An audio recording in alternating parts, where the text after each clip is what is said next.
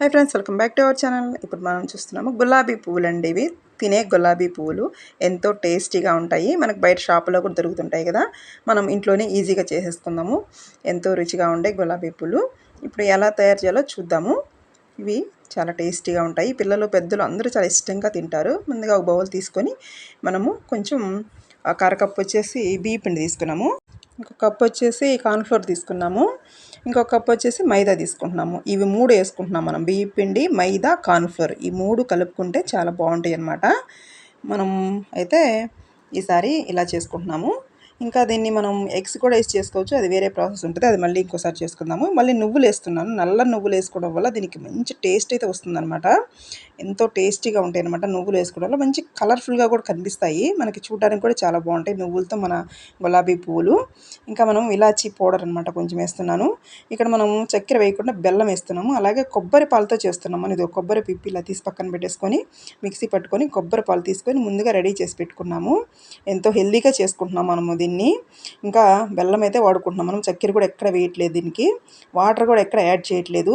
ఇంకా టేస్ట్ మరింత యాడ్ అవుతుందన్నమాట. మనం కొబ్బరి పాలతో చేసుకోవడం వల్ల మనకి సరిపడినన్ని కొబ్బరి పాలు తీసుకొని చిక్కగా అవి కూడా వాటర్ వేయకుండా ఇలా పిండిని అయితే కలుపుతున్నాను.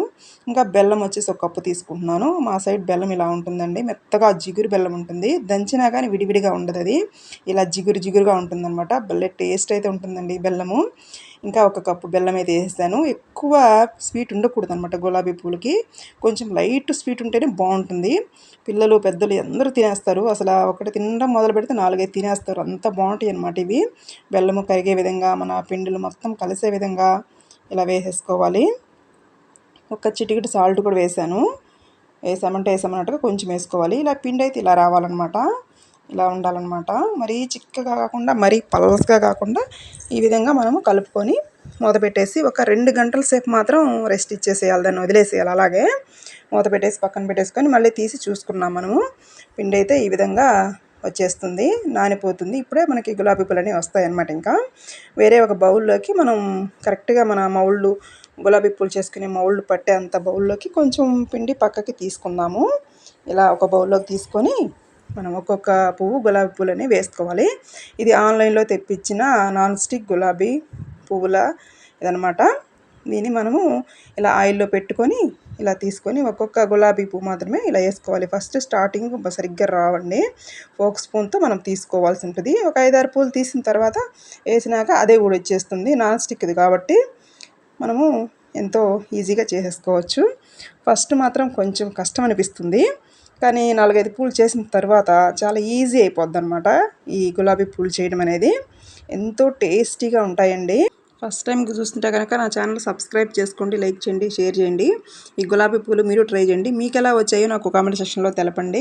చాలా బాగుంటుందండి. గులాబీ పూలు చాలా టేస్టీగా ఉంటాయి. మనకు బయట షాపుల్లో కూడా దొరుకుతాయి. కానీ అక్కడ మనం బోల్డ్ డబ్బు ఖర్చు పెట్టి తెచ్చుకునే బదులు మనం ఇంట్లోనే మనం ఎంతో సింపుల్గా ఈజీగా టేస్టీగా చేసుకొని తినేసేయచ్చు.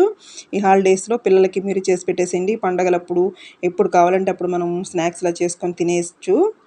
చూస్తున్నారు కదా గులాబీ పూలు ఇప్పుడు వాటంతట అవే ఊడొచ్చేస్తున్నాయి అనమాట. ఇలాగే మీరు కూడా ఆన్లైన్లో నాన్ స్టిక్ మాత్రమే తెప్పించుకోండి. మామూలు రేకు దానికి మాత్రం రావట్లేదండి. ఇలాగైతే మాత్రం చాలా ఈజీగా చాలా సింపుల్గా చేసేసుకోవచ్చు.